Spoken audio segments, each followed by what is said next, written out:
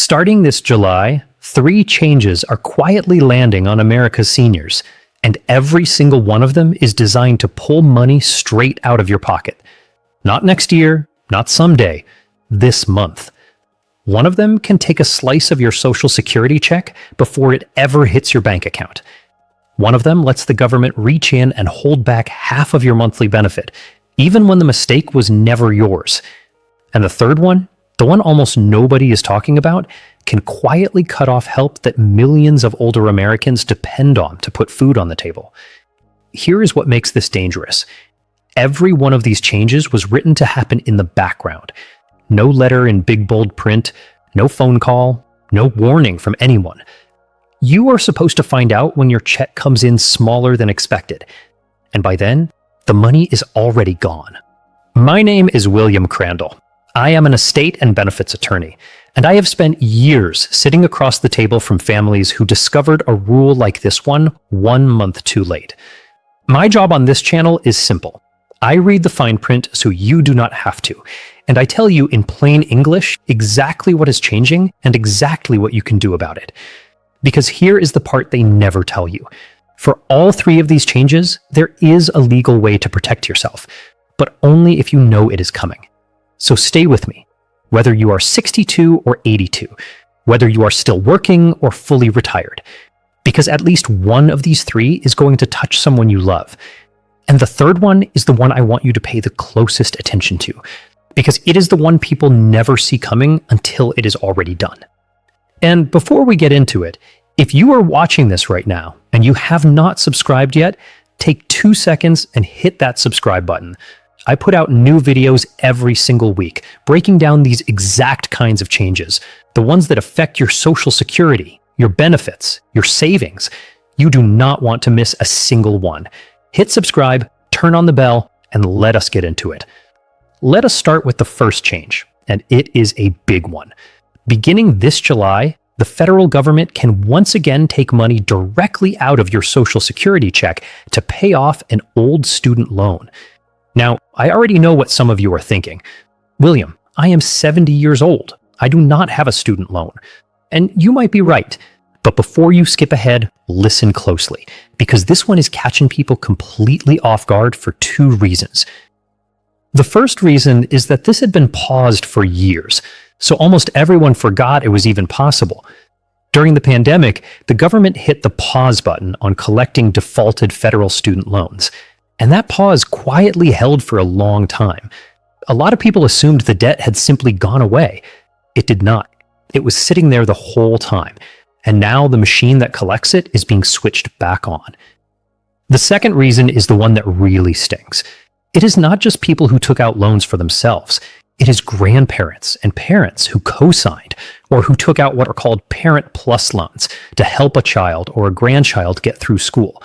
That loan has your name on it. If it went into default, the government treats it as your debt, and your Social Security is on the table to pay it. Here is how it actually works. It runs through something called the Treasury Offset Program. When a federal student loan is in default, the Treasury can garnish your Social Security. They can take up to 15% of your monthly benefit. There is one guardrail, and it is important. They are supposed to leave you with at least $750 a month. But think about what that really means. If your check is, say, $1,200, 15% is $180 gone every single month before you ever see it. On a fixed income, $180 is the electric bill. It is the groceries. It is the prescription copay. Let me make this real for you. Picture a woman, 68 years old, retired, living on a modest Social Security check in a small town outside of Denver. Years ago, she co-signed a loan so her grandson could go to college. He struggled. The loan fell behind and life moved on. She has not thought about that loan in a decade. Then, 1 month, her check comes in almost $200 short with no real explanation. She did not do anything wrong that month. Nothing changed in her life. The only thing that changed is that a switch got flipped inside a federal office somewhere. That is how quietly this happens. And this is not a handful of people. The estimates put it at around 450,000 Social Security recipients who could be exposed to this once the collections switch back on. Many of them are retirees living on that check and nothing else. So here is what you do, and I want you to write this down. Do not just wait for the smaller check to show up. If you have any federal student debt in your name, including a Parent Plus loan for a kid or a grandkid, you have real options, and most people never use them. The first option is financial hardship.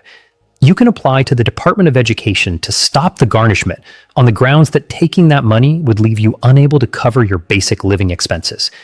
And here is the number that shocked me. According to the government's own consumer watchdog, roughly 82% of Social Security recipients with a defaulted federal student loan would actually qualify for that hardship relief. 82%. The relief is sitting right there, and almost nobody claims it, simply because they do not know to ask. The second option is to get the loan out of default entirely, either through what is called loan rehabilitation, where you make a series of small, agreed-upon payments, or through consolidation. Once the loan is out of default, the garnishment stops. Your Social Security is protected again. The point is this is not a lock you cannot pick, but the door only opens if you act before or right when that check starts shrinking.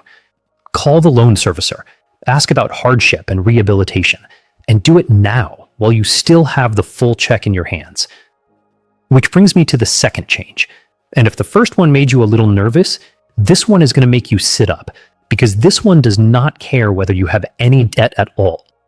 Starting now, the Social Security Administration can hold back up to half of your entire monthly check to recover what they call an overpayment. Let me explain what an overpayment even is, because most people misunderstand it. An overpayment is when Social Security decides that at some point they paid you more than they should have.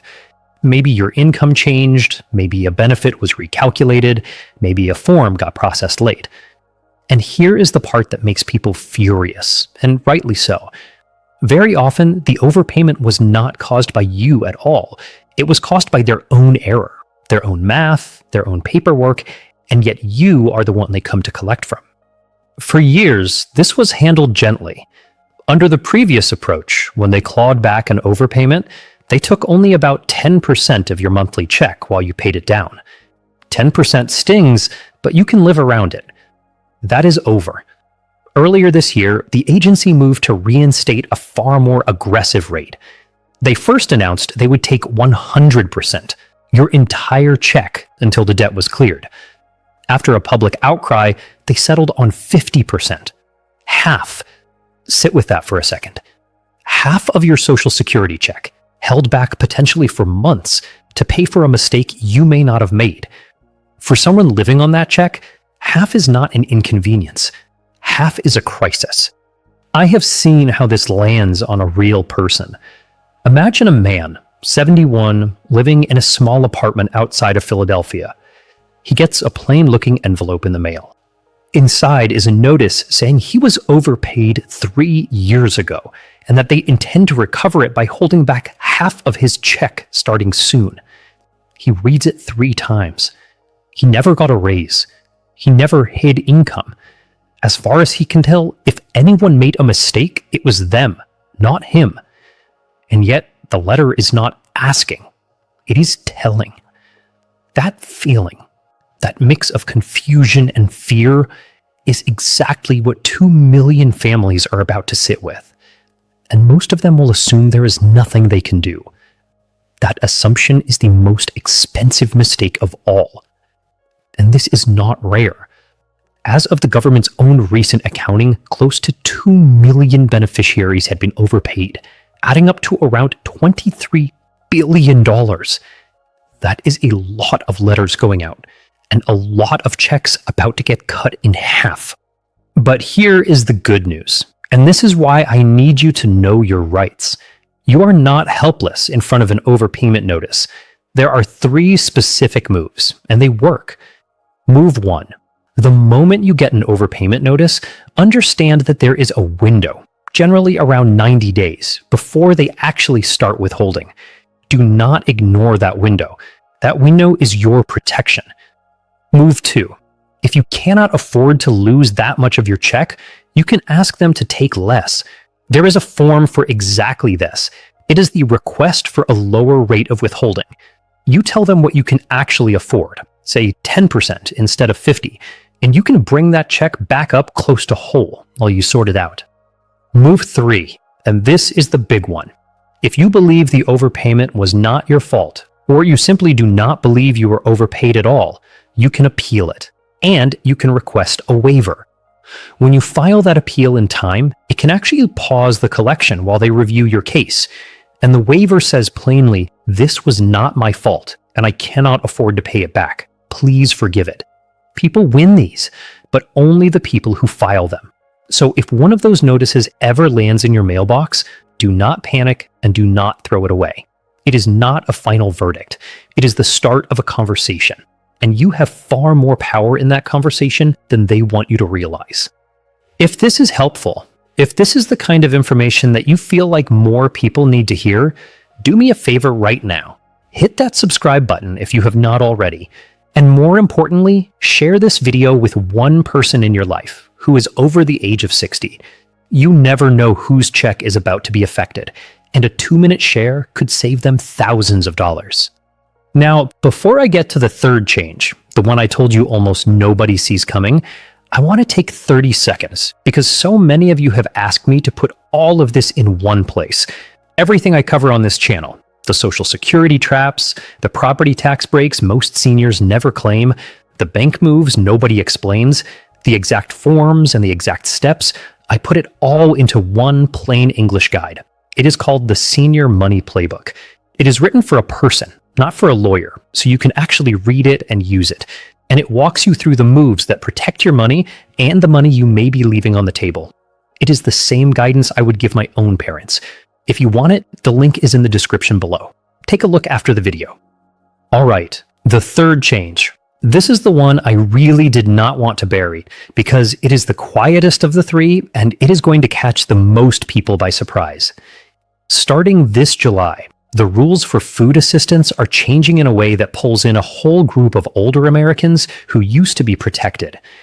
I am talking about SNAP, the program most people still think of as food stamps. For a long time, there was a work requirement attached to it for younger adults, but older adults were exempt. If you were in your late 50s or your early 60s, you did not have to prove you were working to keep your food help.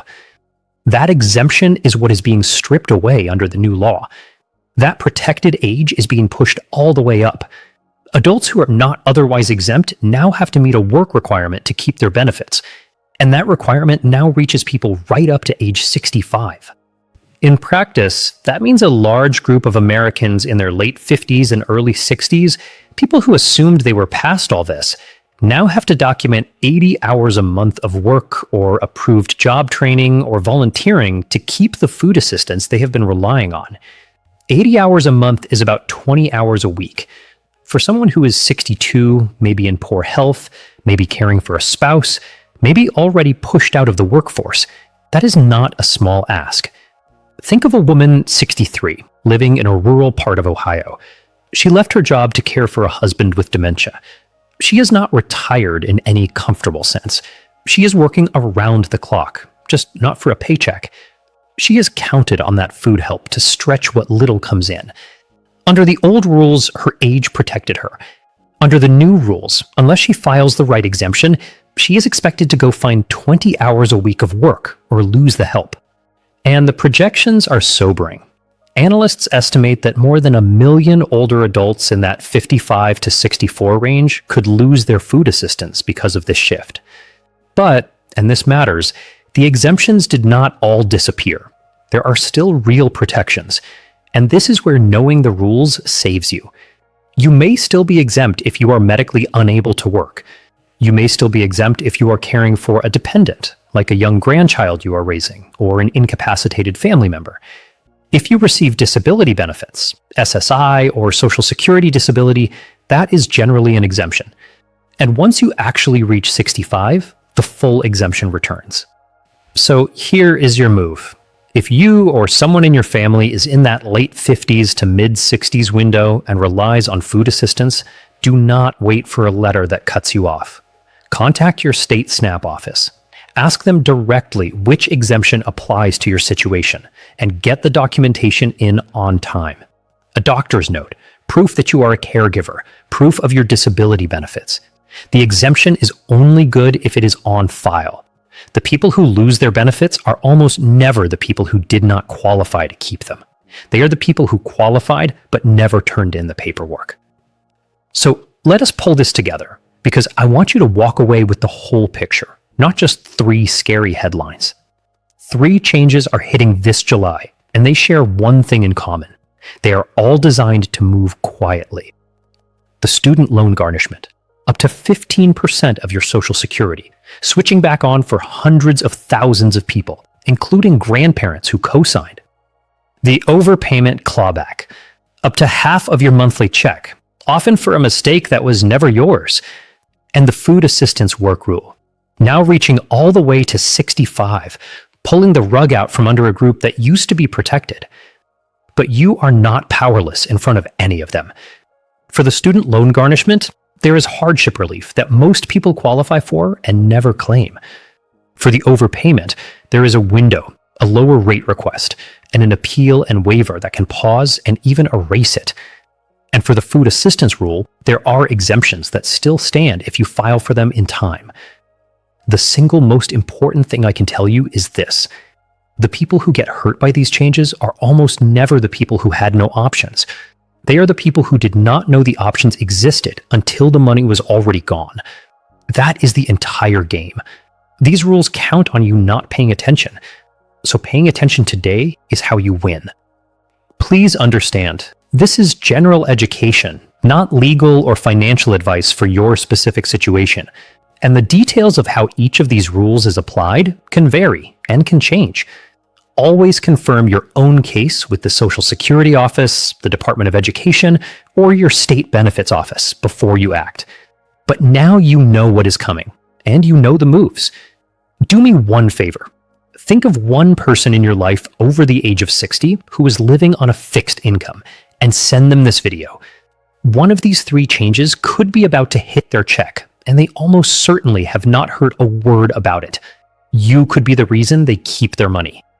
And listen, if you got value out of this video, the single best thing you can do for this channel and for the people who need to hear this is to subscribe. Hit that subscribe button right now. Turn on the notification bell so you never miss a new video. Every single week, I am here breaking down the fine print, the hidden rules, and the exact steps you need to take to protect your money. Nobody else is going to tell you this stuff. That is why I am here. Subscribe, share, and I will keep doing the work. Thank you for watching, take care of yourself, and I will see you in the next one.